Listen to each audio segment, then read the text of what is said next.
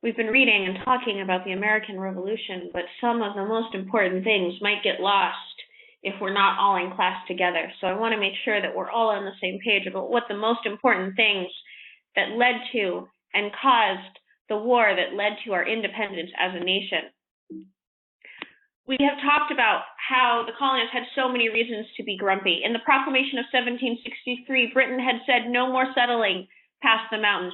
The Stamp Act had made for so many taxes, especially taxes on tea and so many other things that frustrated everyone, frustrated them so much that the Boston Massacre occurred, where for some reason they thought that it was appropriate to dress up as Native Americans and drag them into the fray and throw tea into the water. This seemed like an extreme act, but the king's response to it made the situation even worse. Instead of backing down, he decided to put everyone even further under his thumb. He was so angry. How dare you, he said, that he decided to coerce the colonists to obey. What we knew here as the intolerable acts were known in England as the coercion acts. They closed Boston Harbor so that no ships could enter or leave anymore except for British warships. They sent troops to the colonies, especially to Massachusetts, to patrol. And not only were they patrolling individuals, but the king said, you have to feed them and house them and provide space. It was the Second Quartering Act, and the colonists hadn't liked it very much the first time. And finally, they said that if anything was done by a colonist that upset the British could arrest them and not just have a trial locally of their peers, but send them back to England for trial. As a result of these acts, the First Continental Congress met in 1774 to sign a petition to the king saying, please repeal these acts or we will have to boycott your goods. The king didn't listen, and so the boycott began. And this formed more dissent. In newspapers, people said we must come together as colonies and stand out for our independence. A man named Thomas Paine wrote a pamphlet called Common Sense that told all of Americans why they needed to stand up for their independence. And a man named Patrick Henry gave a speech that struck a chord with many. Why stand we here idle?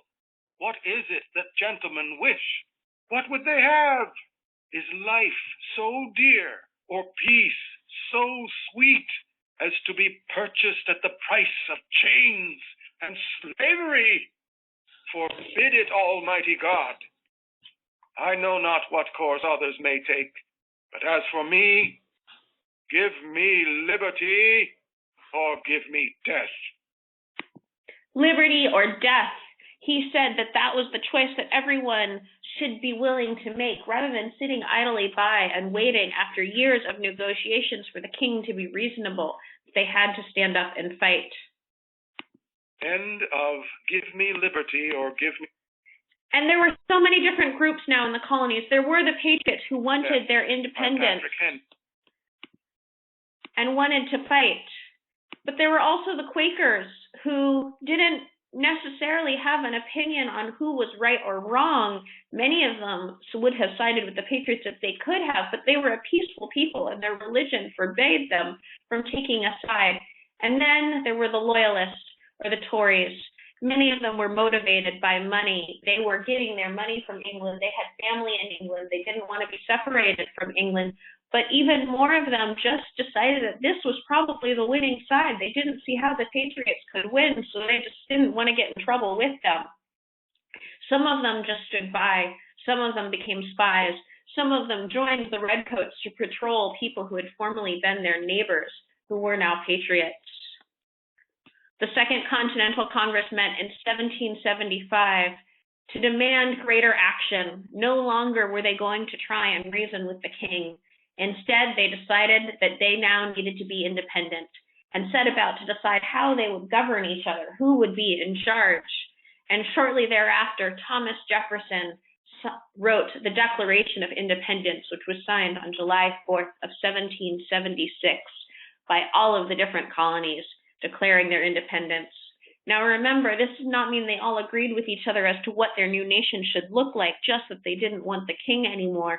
and all of those differences that they put aside would come back to haunt them.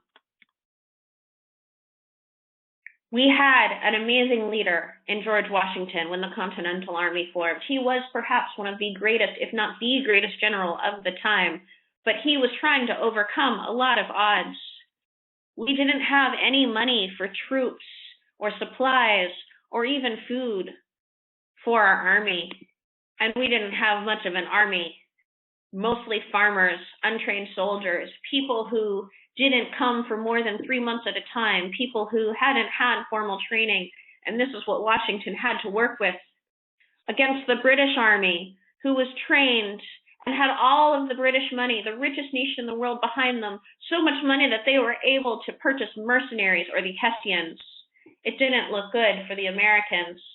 Even though they had had some early battle victories in Lexington and Concord that were quite small, the first big battles of the war did not go in their favor.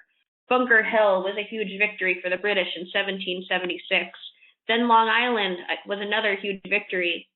The colonists fought back and had small victories at Trenton and Princeton in New Jersey. And that gave them just enough confidence to take on Saratoga and win. Saratoga in 1776 was the first time that the Americans had had a really large and successful victory in the war, and it gave other people confidence in them, not just themselves, but the French and the French's allies, the Spanish, which made a huge difference in the war. The French sent them arms, sent them generals to be able to help them train, sent them money and food for supplies, and sent them ships so they could have their own navy. But the Spanish also played an important role. The Spanish controlled the port of New Orleans and got rid of all of the British ships there to allow in the new French and American ships so that they could bring supplies to the south through New Orleans and cut off supplies from the British from that place. And with them came an individual who made all of the difference, a general from France, named Lafayette. Everyone give it up for America's favorite fighting Frenchman! I'm taking this horse, metal rain, drinking red coats, weather with blood stains. Feel like I'm never gonna stop until I make a drop, burn them up and scatter the remains out. Watch me engaging them, escaping them, and raging them out. I go to France for more fun. I come back with more guns. I ships, and so their balance shifts. We rendezvous with Rochambeau, consolidate their gifts. And those new gifts, those guns, those ships, changed the balance of the war so that the American colonists began to win. Of course, those wins were not perfect. In 1780, the worst loss of the Revolution took place at Charleston.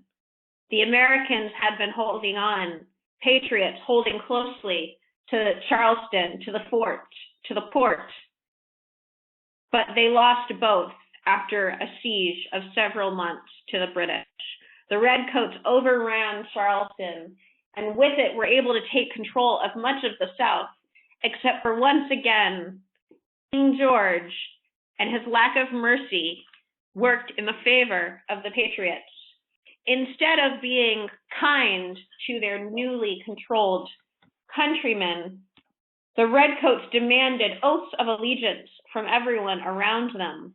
And in a smaller skirmish nearby, even though the Patriots surrendered, they went on to brutally kill a few hundred of them and leave them behind. These two things made a number of Southerners who had been sitting on the sidelines and not getting involved want to join the Patriot Army, because once and for all, they realized they could not trust the king. Charleston was followed by many small battles in the South. And ultimately, the tide started to change. But what really mattered was when everyone on the British side was counting on Yorktown for supplies, and the Patriots were able to seize it. After several months of siege, the Patriots took Yorktown, and the American Revolution ended with the Treaty of Paris.